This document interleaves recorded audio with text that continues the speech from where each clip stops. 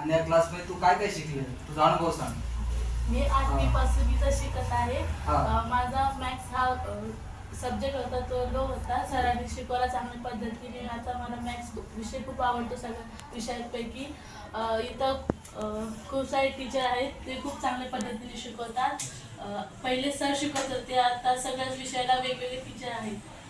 गणित विषय हां. खूप छान. आणि स्वप्नाली कधीपासून शिकते क्लासमध्ये, काय सांग तुझी माहिती. मी दुसरीपासून इथे शिकते आणि मला जरा मॅथ्स तो अवघड जात होता, पण सरांनी शिकवल्यापासून सोपं जातं. खूप छान.